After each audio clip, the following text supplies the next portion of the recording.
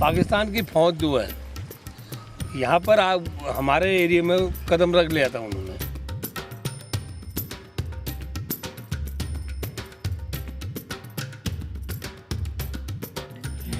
ये है हमारे भरत सिंह। और छटा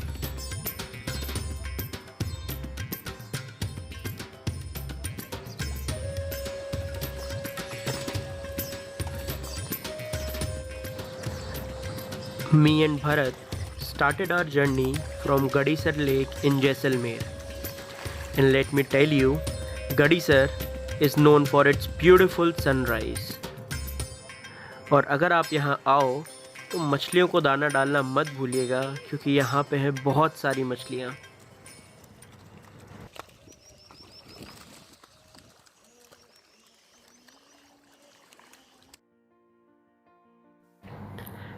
हम निकल पड़े अपनी मंजिल की ओर। जैसे जैसे हम आगे बढ़ रहे थे, हमारे मोबाइल के सिग्नल्स कम होते जा रहे थे, रोड्स पर गाड़ियाँ कम होती जा रही थी।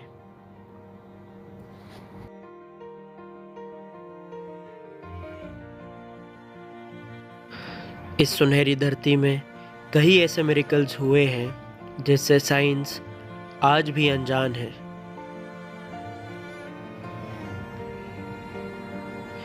रनऊ ये वही गांव है जहां पिछली बार मेरे कैमरे में एक ऐसी आवाज़ कैद हुई थी जिसका पता आज भी नहीं चल पाया है। रनऊ एक बहुत ही खूबसूरत और कम आबादी वाला गांव है और इसका इस्तेमाल बॉर्डर मूवी की शूटिंग में भी किया गया है।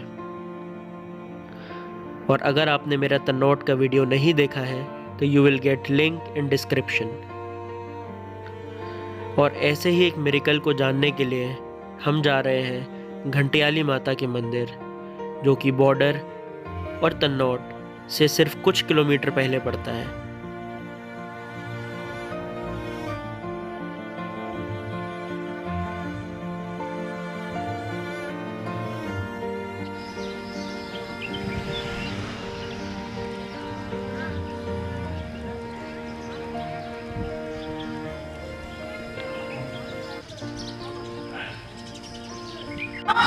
नमस्ते एवरीवन, और आज मैं आया हूँ घंटियाली माता के मंदिर। ये इलाका भी बॉर्डर का है और घंटियाली माता तन्नौट से 6 किलोमीटर पहले पड़ती हैं। जब जब भारत पाकिस्तान को युद्ध को याद किया जाता है तो तन्नौट के साथ साथ घंटियाली माता को भी जोड़ा जाता है। तो आइए जानते हैं इसके इतिहास से और मिलते हैं यहाँ पे BSF के जवानों से जो हमको बताएंगे और इसके इतिहास से रूबरू होंगे। आइए।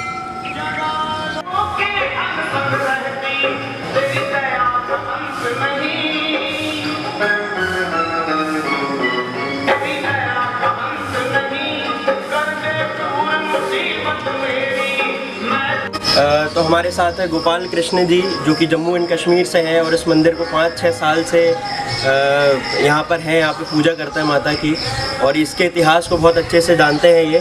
तो आइए सुनते हैं गोपाल जी, इनको बताइए कि क्या हुआ था यहाँ पे, कैसे घंटियाली माता को तन्नौट के साथ जोड़ा जाता है और युद्ध के साथ जोड़ा जाता है।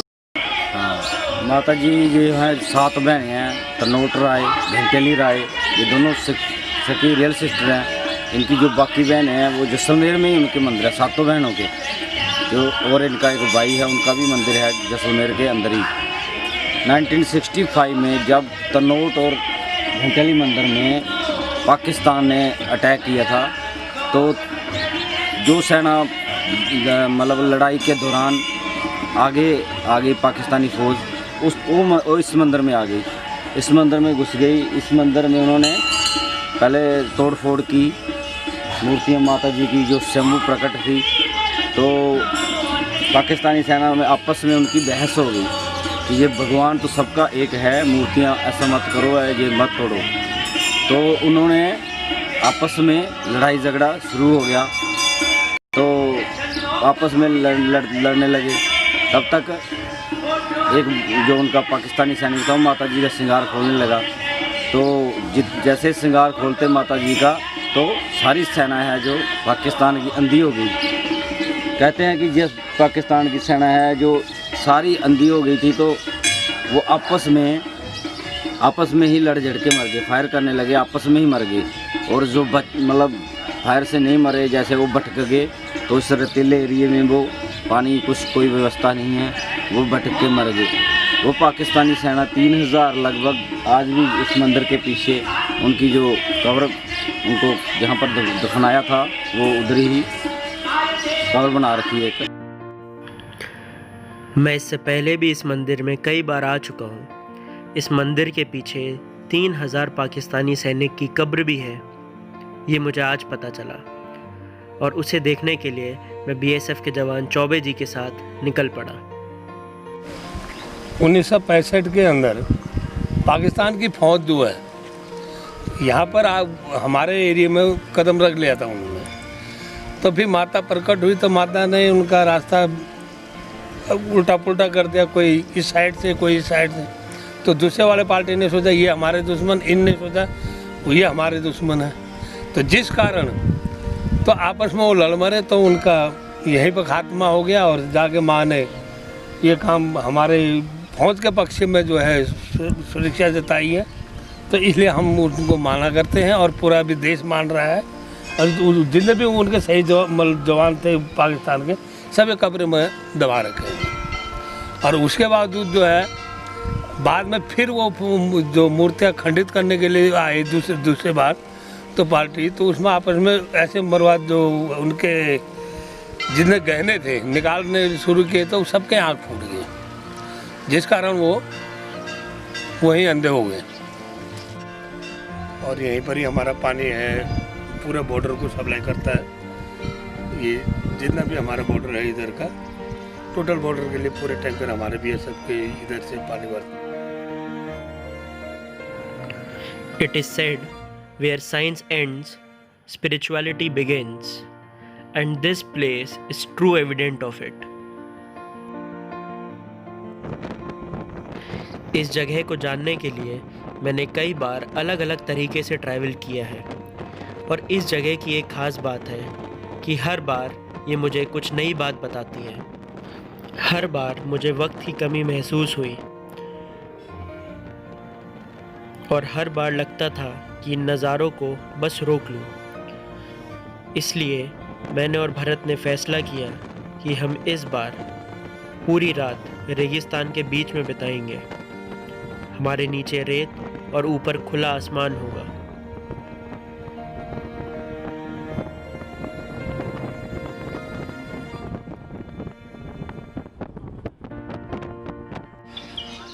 कुछ लोकल लोगों से बात करने के बाद हमने फैसला किया कि हम घंटियाली के पीछे रेगिस्तान की ओर जाएंगे। और ये कोशिश कर रहे हैं आग जलाने की। हमने रेत में अपना थोड़ा सा सेटअप लगा रखा है, DSLR, बैग, पानी, ये हमारा हथियार।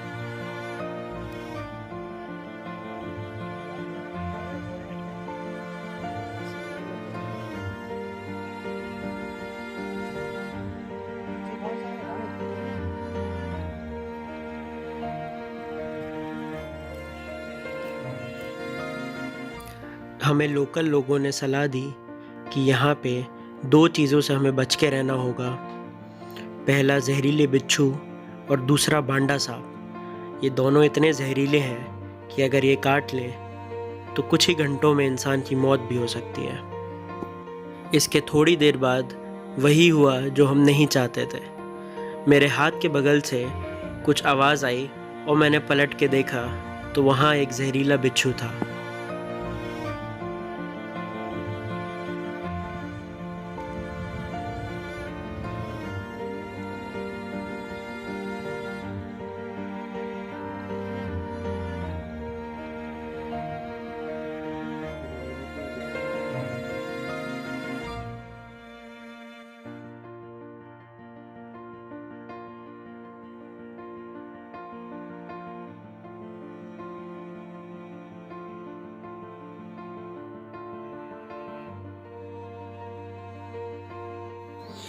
हमने फैसला किया कि अब हम वापस जाएंगे।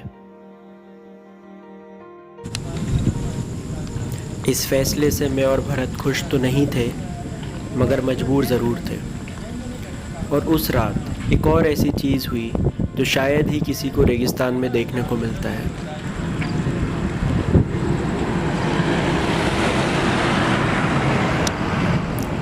चारों ओर तूफान आया और पूरी रात बिजली कड़की।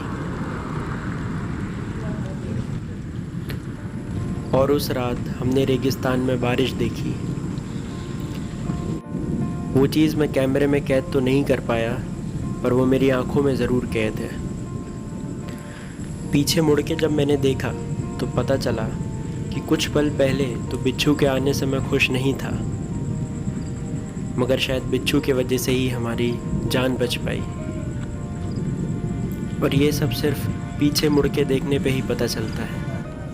वो पूरी रात में और भरत नहीं सोए, हम मंदिर के बाहर ही बैठे रहे। वो एक बेहद खूबसूरत रात थी जो शायद हर किसी को देखने को नहीं मिलती है, और शायद हमें भी दोबारा देखने को ना मिले कभी।